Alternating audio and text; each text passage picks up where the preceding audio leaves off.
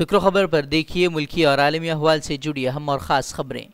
Lock down کے پیش نظر بچوں کی چھٹیوں کو مفید بنانے کے لیے نوایت میڈیا بھٹکل کے زیر سرپرستی 15 روزہ آن لائن سیرت کورس 1 جولائی سے شروع ہونے جا رہا ہے۔ 12 سے 22 سال تک کے لڑکے اس میں حصہ لے سکتے ہیں۔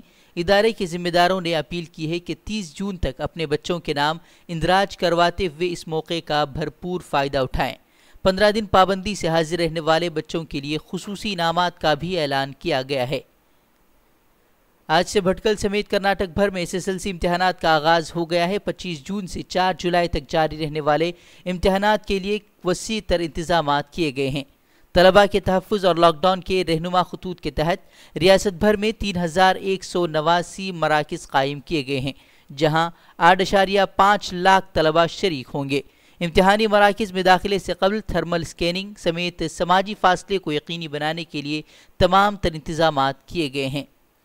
مرکزی وزیر داخلہ امت شاہ نے ایمرجنسی کی 45ویں برسی پر کانگریس پر تنقید کی ہے۔ امت شاہ نے طنز کستے ہوئے کہا کہ اقتدار کے لالچ میں ایک کنبے نے ملک میں ایمرجنسی نافذ کر دی اور راتوں رات ملک کو جیل میں تبدیل کر دیا، جبکہ پریس، عدالتوں، آزاد تقاریر سب کی آواز دبا دی گئی، غریبوں اور دلتوں پر مظالم کیے گئے۔ خیال رہے کہ ملک کے موجودہ حالات کو دیکھتے ہوئے اپوزیشن لگاتار الزام لگاتی آ رہی ہے کہ ملک میں مودی حکومت میں غیر اعلانیہ ایمرجنسی نافذ ہو چکی ہے۔ کورونا انفیکشن کی دوا بنانے کا دعویٰ کرنے والے بابا رام دیو کی مشکلیں بڑھتی جا رہی ہیں۔ راجستھان حکومت کے بعد اب مہاراشٹر حکومت نے بھی کورونل دوا پر پابندی لگا دی ہے۔ وزیر داخلہ انل دیشمکھ نے سخت انتباہ دیتے ہوئے کہا ہے کہ مہاراشٹر حکومت ایسی نقلی دوا بیچنے کی اجازت نہیں دے گی۔ وہیں دہلی، بہار سمیت کئی شہروں میں بابا رام دیو کے دعوے کو عوام کے ساتھ دھوکہ قرار دیتے ہوئے FIR درج کی گئی ہے۔ شکایت میں کہا گیا ہے کہ بابا رام دیو وبا سے بچانے کے نام پر لوگوں کو دھوکہ دے کر صرف منافع کمانے کی کوشش کر رہے ہیں۔ ہندوستان میں کورونا وائرس انفیکشن سے حالات دن بدن خراب ہوتے جا رہے ہیں۔ روزانہ نئے مریضوں کے ریکارڈ معاملے درج کیے جا رہے ہیں۔ پچھلے 24 گھنٹوں میں سب سے زیادہ 16,922 نئے مریض آنے سے متاثرین کی تعداد 4,73,000 سے کے پار پہنچ گئی ہے۔ پچھلے 24 گھنٹوں کے دوران اس بیماری سے 418 لوگوں کی موت کے ساتھ کل متاثرین کی تعداد بڑھ کر 14,894 ہو گئی ہے۔ بتا دیں کہ ملک میں ابھی کورونا انفیکشن کے 1,86,514 فعال معاملے ہیں۔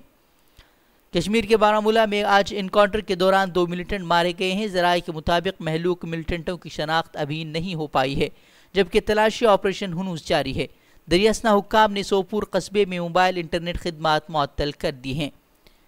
مسلم ممالک کی تنظیم OIC نے خصوصی اجلاس میں کشمیر کا خصوصی درجہ ختم کرنے کے حکومت ہند کے فیصلے کو مسترد کرتے ہوئے کشمیری عوام کے حق خود ارادیت کی تائید کی ہے۔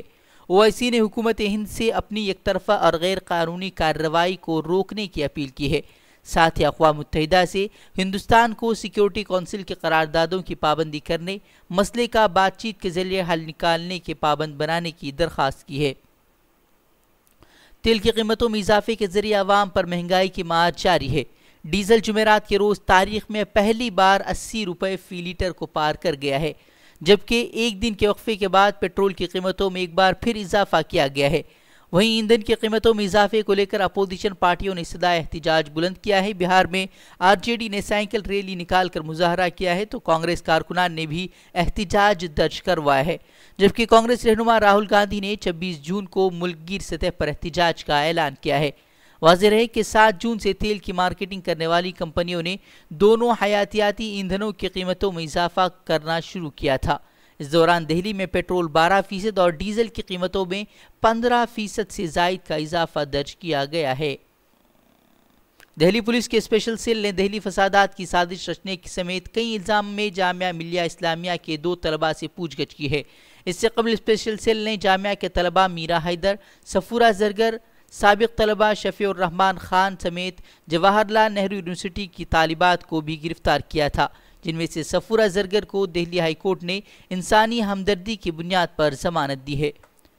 گلوان وادی میں دراندازی کر ہندوستانی افواج کے 20 جوانوں کی جان لینے والی چینی آرمی ایک بار پھر گلوان وادی میں خیمہ زن ہو گئی ہے۔ اطلاعات کے مطابق چین کی آرمی نے پیٹرولنگ پوائنٹ 14 پر ایک خیمہ نصب کر دیا ہے۔ ذرائع کا کہنا ہے کہ مشرقی لداخ کے وادی گلوان کے بعد چین اب شمالی لداخ میں فوجیوں کی تعداد میں اضافہ کر رہا ہے۔ Financial action task force FATF نے عسکریت پسندوں کے مالی تعاون اور منی لانڈرنگ پر لگام لگانے میں ناکام ہونے کے سبب پاکستان کو گرے لسٹ میں برقرار رکھا ہے۔ خیال ہے کہ FATF کے دباؤ کے بعد گزشتہ ہفتے ہی پاکستان نے چند بڑے عسکریت پسندوں کو سزا دی تھی۔ پاکستان کی ایک انسدادی دہشت گردی عدالت نے عسکریت پسندوں کے مالی تعاون اور منی لانڈرنگ معاملے میں 26/11 ممبئی دھماکوں کے ملزم حافظ سعید کے قریبی 4 لوگوں کو جیل میں قید کی سزا سنائی تھی۔